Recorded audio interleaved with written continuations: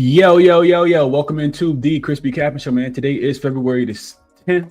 I think it's four games on the board for today. So a much easier, condensed schedule. Tomorrow, I think every team in the NBA plays. And then, excuse me. And then on Thursday, I think it's 4 games before the All-Star break happens. So be cautious, be careful. These players are, human nature sets in and, they're just looking for a break and a vacation as well. Which I can't doubt them. I can't blame them. I kind of feel like I need a break as well. So let's jump into the show. So yesterday, as far as recap goes, 2-1. We talked about the Bulls, which they go to Brooklyn and lay an absolute egg yesterday. I just can't stop turning the ball over. But the other 2 plays we talked about were winners. Detroit got the job done. Crazy game. Probably best basketball game I've seen. Most 90-ish style basketball game that we've seen in quite a while. Between the Detroit Pistons and the Charlotte Hornets last night. And even without Duran, even without, Isaiah Stewart after the ejection, they get the job done. Cade is an absolute monster, man. Beast, Cade Cunningham. So we win. Detroit. End up playing money line because the money came in on Charlotte. We got the number right before the game started. And then Golden State can't be laying that many points at home. We talked about it. So the Grizzlies were winners as well yesterday. Plus the 7.5, 8, 8.5, 9. I think it went all the way up to 9.5 yesterday. But they win the game by 1. All right, so let's jump into it for today. Hopefully you guys found some ways to make some money. Let's get right into it. So Jackson, 2-0 day for Jackson yesterday. Orlando minus the 9.5 was a winner against the Bucks, and New Orleans blew out the Sacramento Kings. So minus the 7.5 was a winner as well. So I wanted to go right back to that same prompt for today. Since Jackson was so successful yesterday, I asked Jackson, same exact prompt. Let me see what we have. So it was using statistical advantages and disadvantages, trends, and last 10 game advanced stats from Cleaning the Glass. What are the 2 top NBA bets for today? Jackson likes the New York Knickerbockers minus the 11.5 against the Indiana Pacers. It says it's a premier situational advantage of the day. The Knicks 34-19 into the game fully rested. Having not played since February 8th, they face the Indiana Pacers team that's 13-40.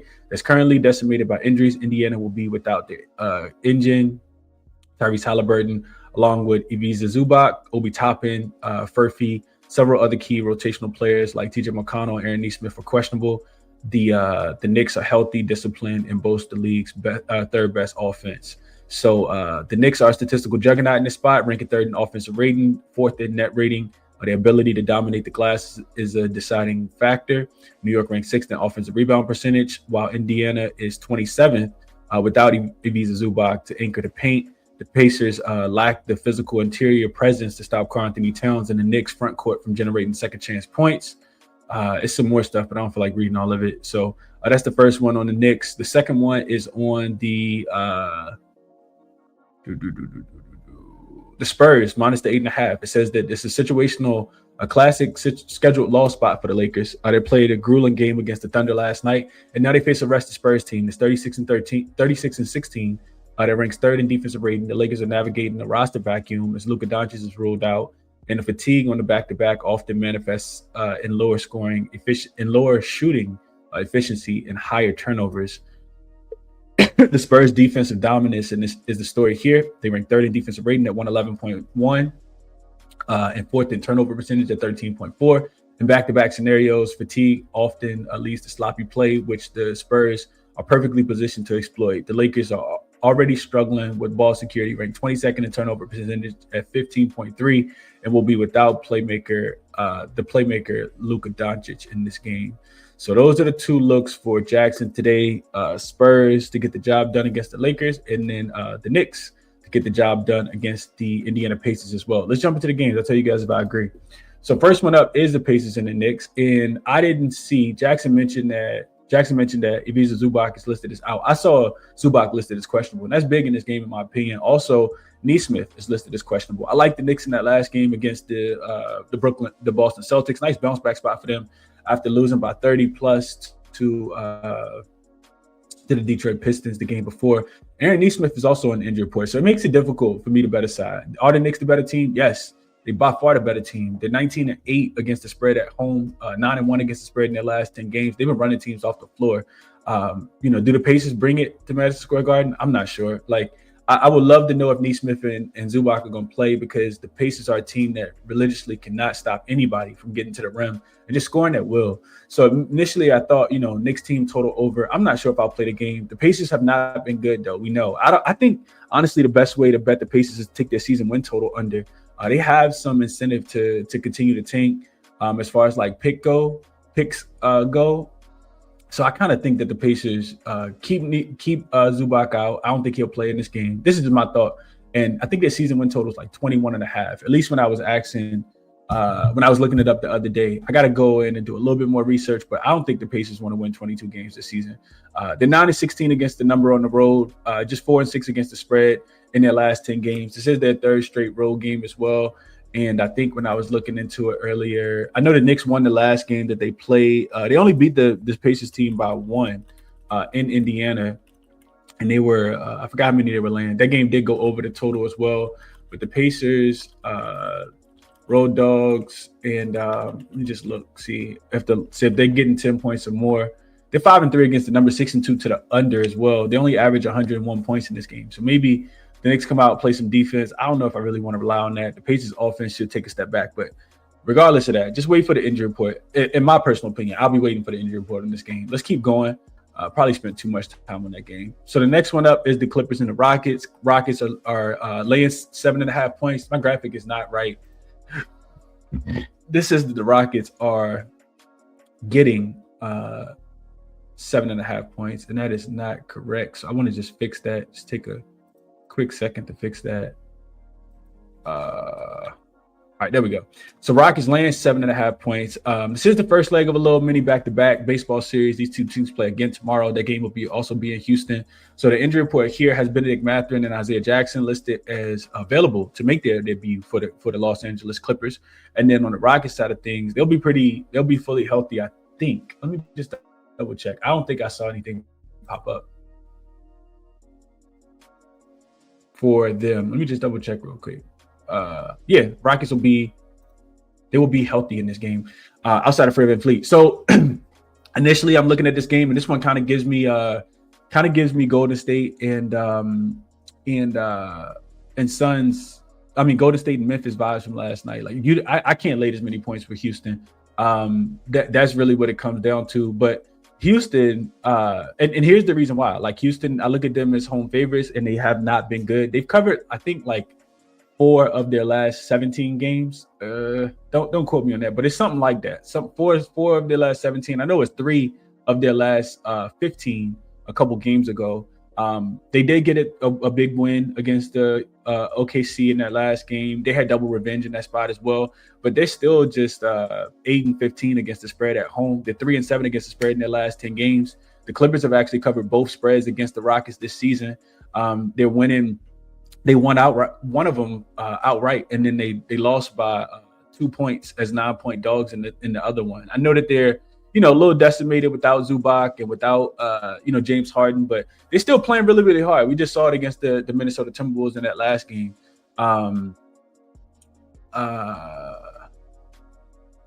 They were getting 9 points as a road dog in Minnesota. They leaned into their defense in that game, won that game outright. And the Houston Rockets, when I looked into it, this is why I like the Clippers today.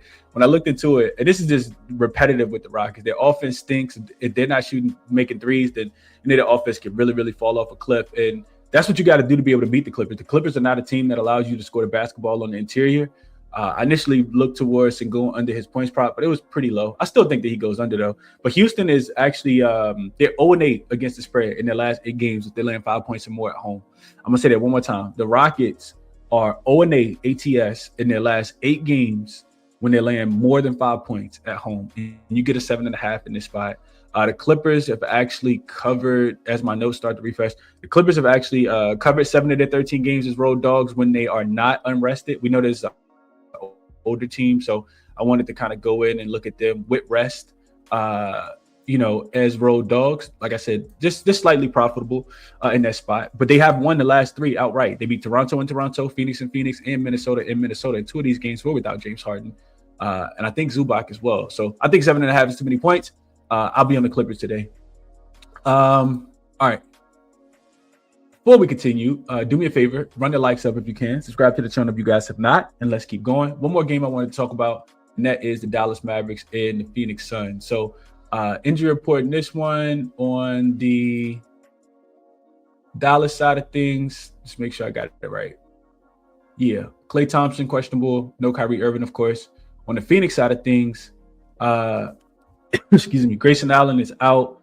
Cole Anthony is out. Isaiah Livers is out. So I look at Dallas, and they've been really, really bad recently. Just 7-14 against the spread on the road. They've lost 7 in a row. They failed to cover their last 3, all against really, really difficult opponents.